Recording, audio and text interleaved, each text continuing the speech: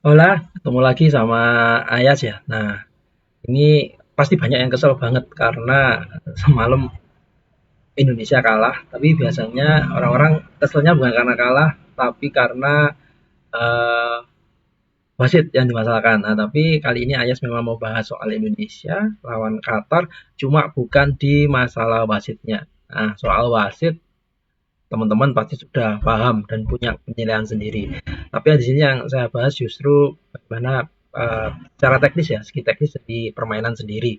Kenapa kok sebenarnya secara segi teknis dalam tanda kutip ya Indonesia juga memang layak kalah meskipun secara peluang sebenarnya ketika memang Indonesia bisa bermain lengkap 11 orang, saya yakin juga Indonesia punya peluang besar untuk menang.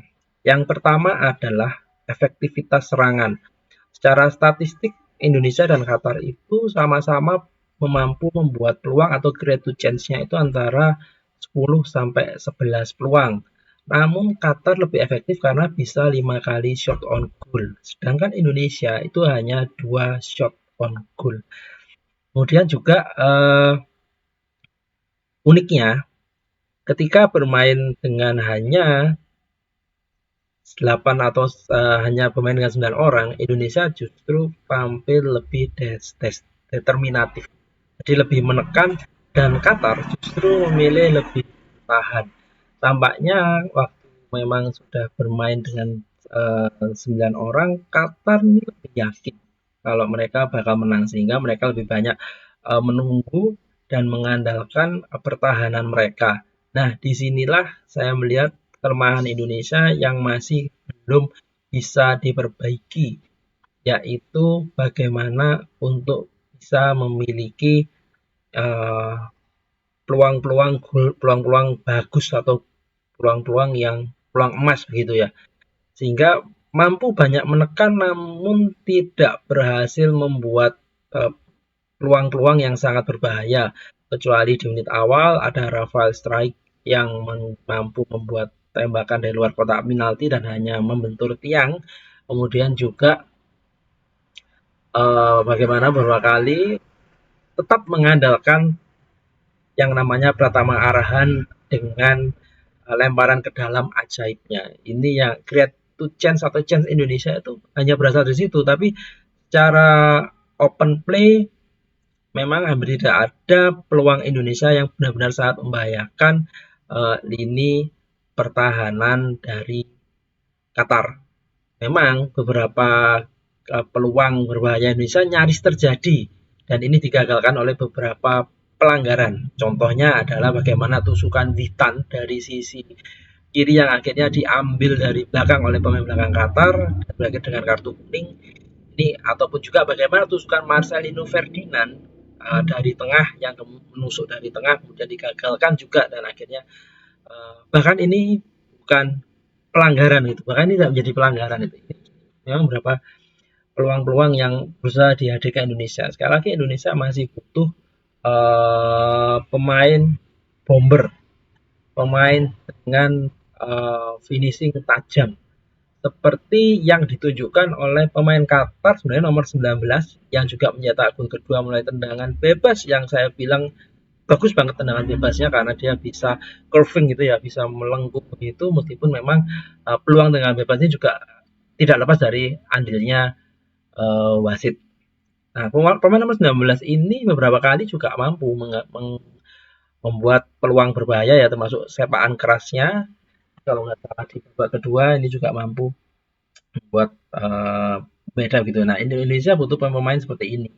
Indonesia mampu membuka peluang, mampu menekan, tapi belum mampu untuk bisa membuat peluang emas, bisa membuat peluang peluang gol yang harus diperbaiki untuk lawan uh, Australia dan juga Yordania. Meskipun ya saya juga tidak mungkiri bahwa ada faktor X juga yang mempengaruhi pertandingan semalam hingga memang Indonesia gagal menang. Namun nilai plus dari Indonesia juga saya melihat luar biasa. Kalau tadi nilai negatif mungkin ya, Indonesia masih perlu bisa lebih baik lagi dalam membuat peluang, membuat gol. Nah, nilai positifnya adalah yang pertama itu adalah mental. Indonesia ini para pemainnya punya mental yang luar biasa karena saya juga ngikuti perkembangan tim nasional Indonesia ataupun juga kelompok-kelompok umur Indonesia ini sudah lumayan lama. Biasanya kalau bertemu dengan pemain-pemain dari daerah Jazirah Arab, ini biasanya mental pemain Indonesia ini lumayan drop gitu ya, dari awal lumayan drop. Tapi di pertandingan kemarin justru ketika kena penalti, justru ketika kehilangan Ivar Jenner, kehilangan Ramadan Sananta, ini seperti semangatnya tuh tumbuh berkali-kali lipat. Justru tidak ingin bertahan, justru mereka all out menyerang, mampu bermain Spartan, sporadisnya dapat, tapi tetap tenang dalam mengawal pertahanan. Jadi ini yang menjadi nilai plus pertama. Nilai plus kedua adalah ketahanan fisik. Saya harus bilang tepuk tangan, harus salut dengan ketahanan fisik para pemain Indonesia di luar pemain-pemain keturunan ya, tapi ketahanan fisik para pemain Indonesia yang bermain di Liga 1 ini juga luar biasa.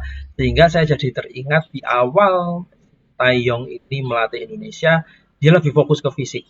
Banyak pemain yang protes, banyak komentator ataupun juga pengamat yang juga kok malah drill fisik ya.